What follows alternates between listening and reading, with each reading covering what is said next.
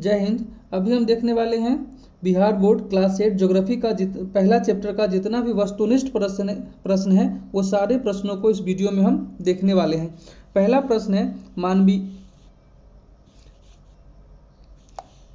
है मानवीय आवश्यकताओं को पूरा करने वाले सभी जीव जंतु वस्तुएं एवं पदार्थ क्या कहलाते हैं? तो ये संसाधन कहलाते हैं। हम जिस भी चीज़ का उपयोग करते हैं वो सारे के सारे संसाधन हैं, चाहे वो पानी हो, भोज्य पदार्थ हो, कपड़ा हो, मोबाइल हो या कोई लिखने का सामग्री हो, सारे के सारे संसाधन है। अगला प्रश्न है संसाधन कितने प्रकार के होते हैं? तो यह 3 प्रकार का होता है, प्राकृतिक, मानव संसाधन और मानव निर्मित संसाधन। अगला प्रश्न को देखते हैं। अगला प्रश्न है प्रश्न संख्या 3। प्रश्न संख्या 3 में है प्राकृतिक संसाधन के उदाहरण। इसको हम देखते हैं। प्राकृतिक संसाधन के निम्नलिखित उदाहरण है भूमि, मिट्टी, जल, वनस्पति, खनिज इत्यादि। अगला प्रश्न है वैसा संसाधन जिनका कुल मात्रा ज्ञात होती है तथा इन संसाधनों का उपलब्ध तकनीक की सहायता से वर्तमान समय में उपयोग किया जा रहा होता है, ऐसे संसाधन को क्या कहा जाता है? तो ऐसे संसाधन को वास्तविक संसाधन कहा जाता है। मतलब जिसका मात्रा हमको ज्ञात है कि वो कितना है, तो वो वास्तविक संसाधन में आता है।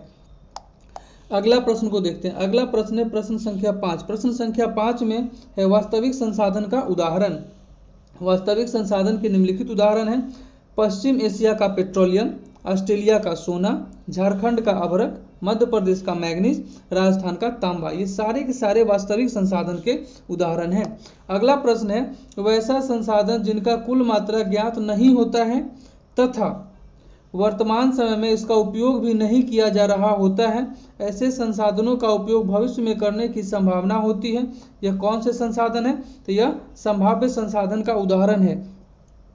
अगले प्रश्न को देखते हैं। अगला प्रश्न है प्रश्न संख्या 7। प्रश्न संख्या 7 में है संभाव्य संसाधन के उदाहरण।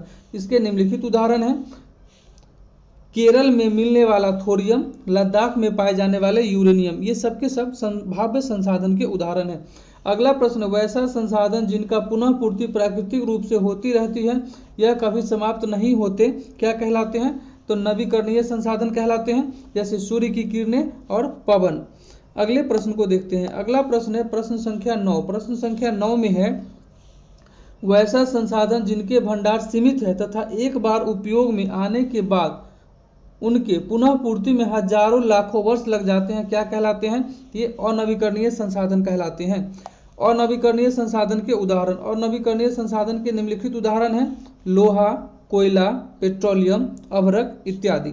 अगले प्रश्न को देखते हैं। अगला प्रश्न है प्रश्न संख्या 11। प्रश्न संख्या 11 में है वैसे संसाधन जो एक निश्चित स्थानों पर ही पाए जाते हैं, क्या कहलाते हैं? तो ये स्थानीय संसाधन कहलाते हैं।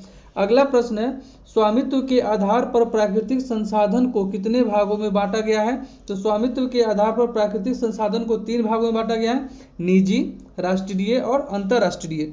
अगले प्रश्न को देखते हैं। अगला प्रश्न है प्रश्न संख्या 13। प्रश्न संख्या 13 में है किसी भी राष्ट्र के अंदर पाए जाने वाले सभी प्रकार के संसाधन कौन से संसाधन के अंतर्गत आते हैं? तो राष्ट्रीय संसाधन के अंतर्गत आते हैं। अगला प्रश्न है 19.2 किलोमीटर से 200 किलोमीटर तक का क्षेत्र क्या कहलाता है? अपवर्जक आर्थिक क्षेत्र कहलाता है। अगले प्रश्न को देखते हैं। अगला प्रश्न है प्रश्न संख्या 15। प्रश्न संख्या 15 में है 200 किलोमीटर से आगे स्थित क्षेत्र क्या कहलाता है? तो खुला महासागरीय क्षेत्र कहलाता है। क्वेश्चन नंबर 16 में है विश्व के कुल ऊर्जा उत्पादन में योगदान के आधार पर ऊर्जा संसाधन का सही अवरोही क्रम क्या है? पेट्रोलियम, कोयला, प्राकृतिक गैस, जल विद्युत।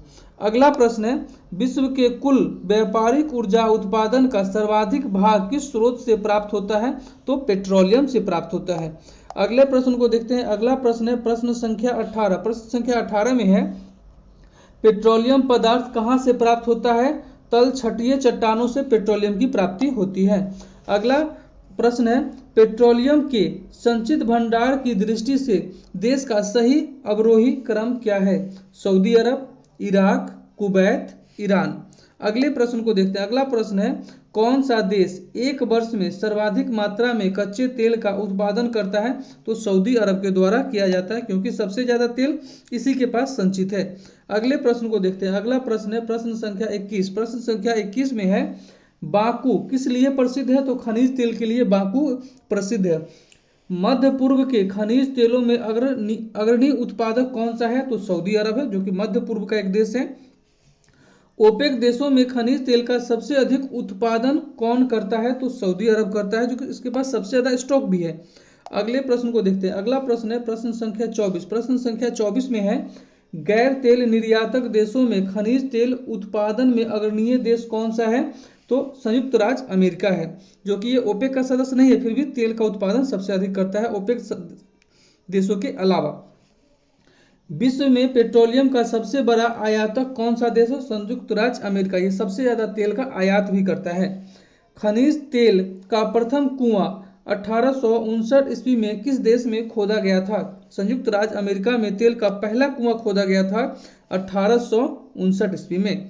अगले प्रश्न को देखते हैं। अगला प्रश्न है प्रश्न संख्या 27। प्रश्न संख्या 27 में है, विश्व का सबसे बड़ा खनिज तेल उपभोक्ता देश कौन सा है? संयुक्त राज्य अमेरिका। किस देश में सर्वप्रथम पेट्रोलियम का उत्पादन हुआ था? संयुक्त राज्य अमेरिका में हुआ। विश्व का सबसे बड़ा यूरेनियम उत्पादक देश कौन सा है? तो कनाडा है, जो कि सबसे ज्यादा यूरेनियम कनाडा में पाया जाता है, उत्पादन किया जाता है। अगला प्रश्न है प्रश्न संख्या 29। प्रश्न संख्या 29 में है, थोरियम का सबसे अधिक भंडार विश्व के किस देश में पाया जाता है? तो भारत में सबसे ज्यादा विश्व का थोरियम पाया जाता है। प्रश्न संख्या 30 में, विश्व में पवन ऊर्जा उत्पादक देशों में भारत का कौन सा स्थान है?